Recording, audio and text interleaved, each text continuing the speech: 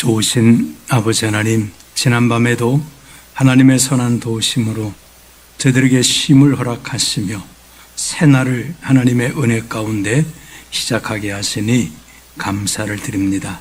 주의 도우심으로 오늘 하루도 복되게 인도받는 귀한 날이 되게 하시고 이 나라 이 백성을 축복하시고 전쟁으로 어려움이 있는 지역도 속에 평화가 주어지도록 하나님 도우시고 은혜 주시기 원합니다.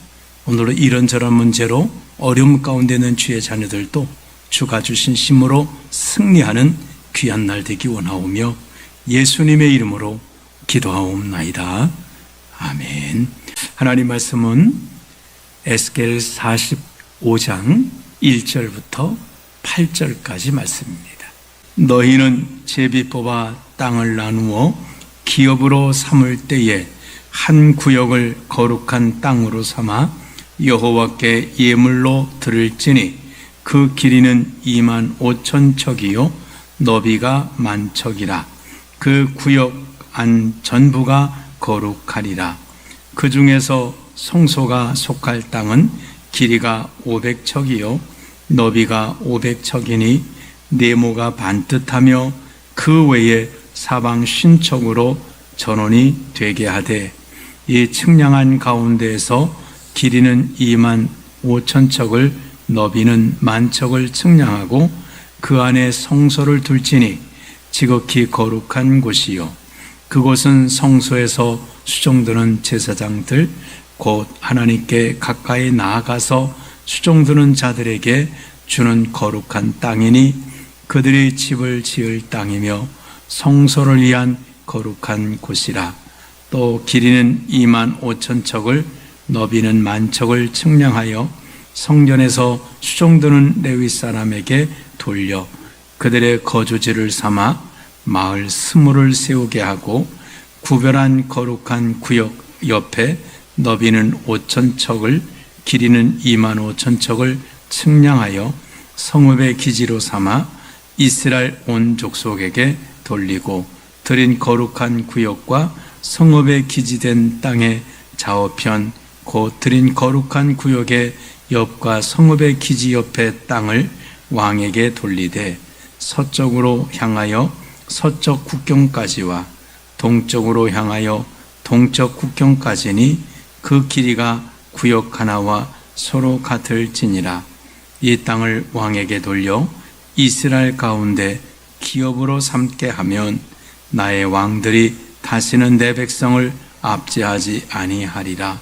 그 나머지 땅은 이스라엘 족속에게 그 지파대로 줄지니라. 아멘.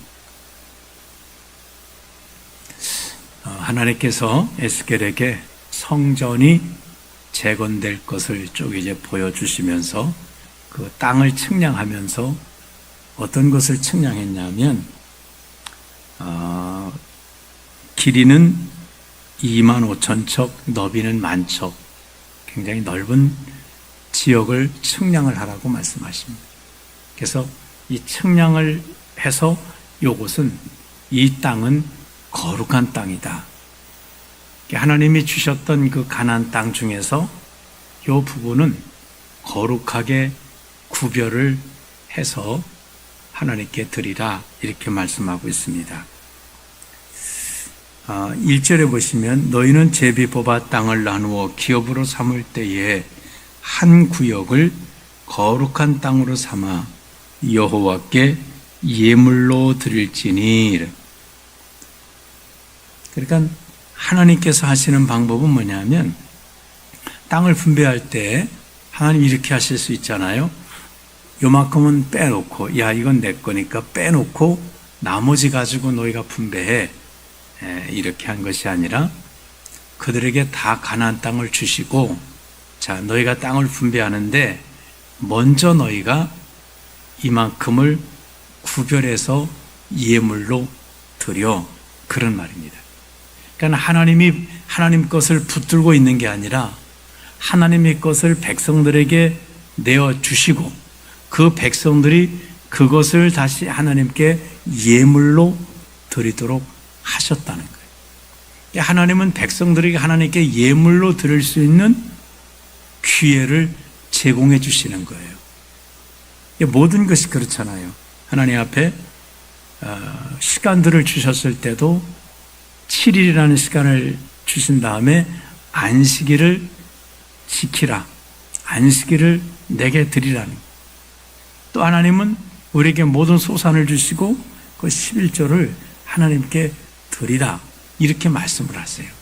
하나님은 하나님 것을 이미 다 공지하고 주시는 게 아니라 하나님의 것을 다 내어주시고 너희가 하나님의 규례대로 하나님께 예물로 드리라.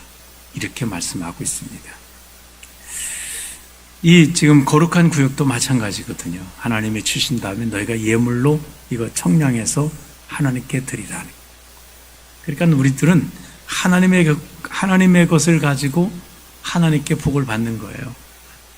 본래 하나님의 것을 하나님이 그냥 구별해서 우리에게 안 주셨더라면 우리가 드릴 수 있는 게 없을 텐데 하나님은 우리에게 내어주시고 나서 다음 내게 예물로 바치라 하고 이렇게 헌신의 기회, 하나님 앞에 믿음의 기회를 우리에게 제공해 주신다는 것입니다. 그럼 이 거룩한 구역은 어떤 용도로 하나님께서 쓰신다고 말씀하셨습니까? 먼저는 성전을 지을 장소를 하나님이 쓰시겠다라고 말씀하고 있습니다. 이 가운데 바로 이 500척, 가로 세로 500척을 성전에 이제 성전을 지을 곳으로 쓰시겠다라고 말씀을 해주고 있습니다. 그 다음에 성전이 중앙에 있게 되면 그 다음에 나머지 땅들은 500척 하면 상당히 아직도 많은 땅들이 남아있잖아요. 근데 성전을 네모 반듯하게 이렇게 중앙에 지은 다음에 50척씩은 그 다음에 그 공간을 주게 하라 그랬습니다. 집을 지을 때도 본래 이 옆에 그 1m씩 이렇게 사이를 띄게 합니다.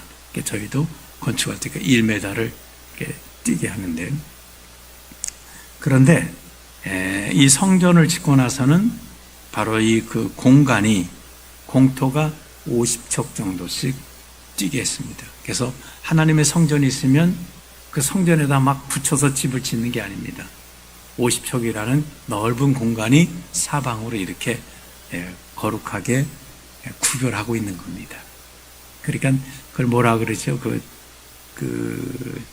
하여간 그 공간이 우리나라하고 북한하고도 사실은 이 휴전선이 있으면 여기 몇 킬로 정도 이게 4킬로인가 이게 완충 공간이 있습니다. 근데 이걸 전부 우리도 그렇고 북한도 그렇고 막 이렇게 막 해서 얼굴 맞닿게 생겼습니다. 자꾸 들어와서 본래는 완충 지역이 있는 거예요. 그래야 서로 이렇게 충돌 안 하는데 자꾸 얼굴 맞대고 있으면 싸울 일이 생기는 거죠. 성전에도 완충지대가 50척씩 쭉 돌아가면서 공간이 있습니다. 그래도 많이 남습니다. 그 나머지는 그 땅을 어떻게 하나요? 이 땅 중에서 4절에 보시면 그곳은 성소에서 3절에 보면 이 측량한 가운데서 길이는 25,000척을 너비는 10,000척으로 측량하고 그 안에 성소를 둘지니, 성소는 500척씩 하고 그 다음에 50척, 그러니까 550척이 성소로 다 쓰였습니다. 나머지 4절에 그곳은 성소에서 수종드는 제사장들 곧 하나님께 가까이 나가서 수종 주는 자들에게 주는 거룩한 땅이니 그들이 집을 지을 땅이요 성소를 위한 거룩한 땅이라. 그래서 그 나머지 땅들을 이제 그 땅 중에서 제사장들을 위한 땅을 주겠습니다. 제사장들도 집을 지을 땅을 주고 그들이 또 어떤 농토 이 땅이 넓기 때문에 어떤 그런 농사도 조금 할 수 있는, 전문적으로 이번 농사에서 먹는 건 아니지만 채소를 기른다든지 이런 것들을 할 수 있는 땅을 주었습니다.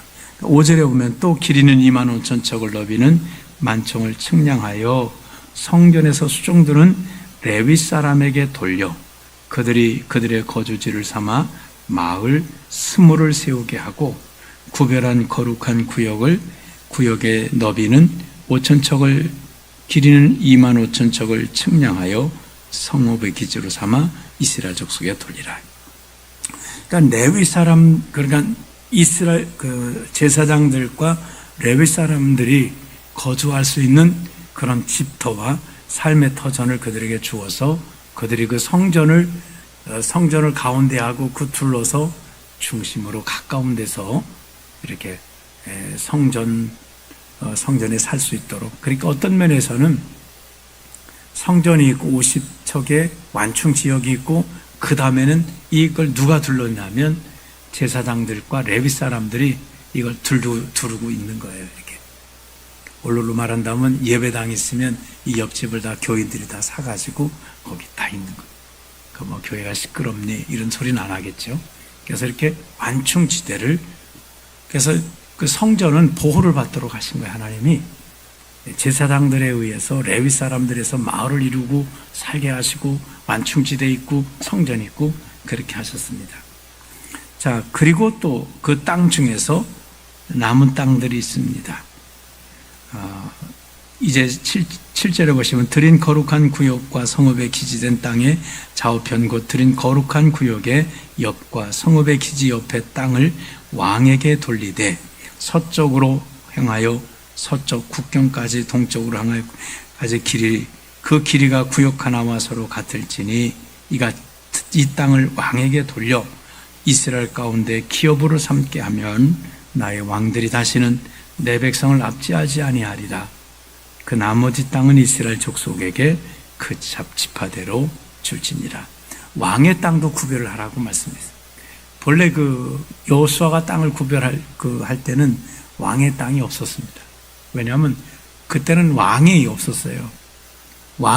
근데 이후에 가나안 땅에 들어가서 우리도 왕을 주소서라고 기어코에서 이제 사울 왕을 세우되고 왕의 제도가 만들어졌습니다. 그 왕은 어떻게 합니까? 왕은 그러니까 백성들의 땅을 이제 이렇게 좋은 걸 뺏는 거죠. 아합 왕도 나봇의 포도원을 빼앗잖아요. 야, 저거 내 그 정원하면 좋겠다 해서 그것을 이세벨이 악한 꾀로 나봇을 죽이고 그 땅을 왕이 차지해 버리잖아요. 하나님이 그렇게 안 하셔요. 왕의 땅을 아예 어디까지라고 주셨어요. 요거까지는 왕의 땅이야. 그리고 왕에게 이거 이상 욕심내지 마. 그 땅이 또 상당히 작은 땅이 아닙니다. 그래서 하나님께서는 여기 성전과 그 다음에 제사장들과 레위 사람들과 왕들을 위해서 땅을 거룩하게 구별해 놓으셨다는 것. 이들로 하여금 이 땅에서 거주할 수 있도록 하셨다라고 말씀하고 있습니다. 이제 구약 시대와 지금은 또 많은 차이가 있으리라고는 생각합니다.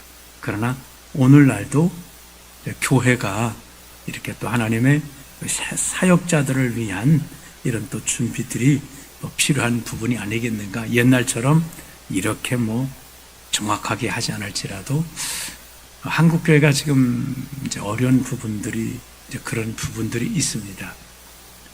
그 전도 예전에는 그냥 저희가 이제 전도사하고 할 때는 그냥 반드시 목회를 하려면 전도사라는 수련 과정을 꼭 거쳐야 된다고 하는 생각이 있었습니다. 그래서 어쨌든 그 사역을 교회 와서 했었습니다. 요즘은 근데 많이 좀 달라진 부분들이 있습니다. 예전엔 그 뭐 사례를 받고 하거나 이제 그러진 않았거든요. 사명이니까 해야 된다는 생각이 있었는데 지금은 좀 많이 달라진 부분들이, 큰 교회 같은 경우는 또 신학생들에게 많은 그런 급여도 제공하고 학비도 대주고 보너스도 주고 뭐 그 사역은 주일날 한 번 와서 할 수밖에, 공부를 해야 되니까 기숙사 생활하고 그렇게 해서 신학교 다닐 때는 넉넉했는데 이제 그 전도사 할 때는 신학교를 졸업하고 나면 너무 어려워지는 거예요. 학비도 없지, 급여도 뭐 그렇게 넉넉하지 않지. 그러다 보니 어려움이 있습니다. 그래서 또 학교 다니는 학생들도 또 큰 교회를 빼놓고는 작은 교회들은 어려우니까 차라리 아르바이트를 하는 겁니다. 아르바이트를 해서 학비하고 생활비를 그들이 충당을 하는 거죠. 그러다 보니까 교회는 어려움이 많습니다. 저에게도 부목사님들이 계시지만 전임으로 사역할 수 있는 그런 또 상황은 아니에요. 물론 이제 그분들이 또 자기 생업을 하시면서 넉넉히 뭐 이렇게 하시지만 그런 어려움들이 있어서 교회들의 과제다라고 생각이 듭니다. 하나님은 제사장들이나 레위 사람들이 이 일을 전념할 수 있도록 그렇게 구별해 주셨고, 이제 이스라엘 타락했을 때는 어떤 일이 벌어지냐면 이들이 하나님 앞에 11조도 안 하지, 뭐 예물도 안 드리지, 천열매도 안 하지. 그러니까 제사장들은 그걸 통해서 생활을 해야 되는데 그걸 안 하니까 어떻게 될까요? 제사장들이 다 이제 여기저기 뿔뿔이 자기 삶을, 그러니까 자기 직업을, 이중 직업을 가지려고 다 가는 거예요. 가가지고 그들이 다 뿔뿔이 흩어져 가지고 왜 살아야 되니까 그렇게 해서 결국은 하나님의 성전은 황폐해지고, 그것 때문에 이스라엘 백성들은 또 하나님의 은혜가 끊겨진 저주스러운 삶을 살고 결국은 나라도 망하고 성전도 무너지고 백성들은 포로로 붙들려가고 하나님의 성전은 파괴되고 그렇게 되어졌습니다. 그래서 하나님의 또 일꾼들이 하나님의 일을 잘할 수 있도록 이런 여러 가지 준비들이 되어진다면 더 잘 감당할 수 있는 삶을 살아갈 수 있을 것입니다. 신약에는 많이 달라진 부분들이 있긴 합니다. 특히 이제 바울 사도가 그런 얘기를 했죠. 나는 자비랑 선교를 했다. 내가 교회에 짐 지우지 않았다라고 하는 그런 고백이 이제 그래 사역자는 짐을 지지 말아야 돼, 이런 생각이 있습니다. 그러나 바울 사도는 그 목회자로서 사역기보다는 그 전도자로서의 사역을 했었습니다. 그리고 또 전도자로 사역하는 그 바울에게 많은 교회들이, 안디옥 교회라든지 이런 교회들이 또 많은 또 그 선교비를 보냈습니다. 그러나 그것이 넉넉하지 않을 때는 바울이 이제 자원적으로 선교비가 안 올 때는 야 선교비 내놔 이렇게 하진 않았습니다. 그러면 내가 또 일을 하면서 충당해서 또 하나님의 일을 하고 그렇게 했었습니다. 바울도 그런 말을 했습니다. 그 일하는 소의 입에 망을 씌우지 말라. 그래서 사역자들이 그 사역을 위해서 그들의 필요한 것들을 공급받는 것은 당연한 것이다라고 그렇게 이야기를 했습니다. 그래서 우리 교회들이 이런 부분들을 우리가 잘 생각해서 또 하나님의 일꾼으로 하나님의 전념하도록 하고 이런 일들이 이루어질 때 더 하나님의 일이 아름답게 이루어지지 않겠는가 생각합니다. 그리고 여기 있는 이 말씀은 결국은 하늘의 모형을 상징한 본뜬 것이다라고 모세의 성전을도 그렇게 말했고 이 수룹바벨 성전도 마찬가지입니다. 뭘 말씀할까요?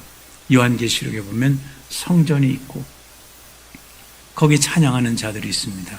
왕 같은 제사장들이 거기 있고 백성들이 하나님의 성전에 같이 있고 이렇게 하나님을 중심으로 한 천국의 모형을 우리에게 보여주고 있는 내용이기도 합니다.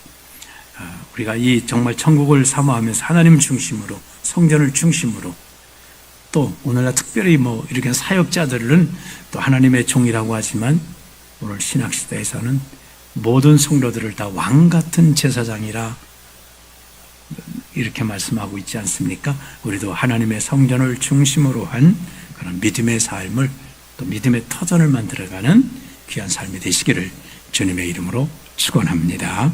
기도하겠습니다. 하나님 아버지, 하나님께서는 이제 바벨론에서 페르시아에서 이제 이스라엘로 돌아오게 될 포로된 그들을 위해서 성전을 보여주시면서 어떻게 하나님의 나라를 이루어야 될지를 에스겔을 통해 측량하면서 보여주셨습니다. 거룩한 땅을 구별하라고 말씀했습니다. 성전의 자리를 구별하고 하나님의 일꾼의 자리를 구별하고 왕의 자리를 구별하고 이렇게 해서 정말 하나님의 나라가 세워져 가기를 원하셨습니다.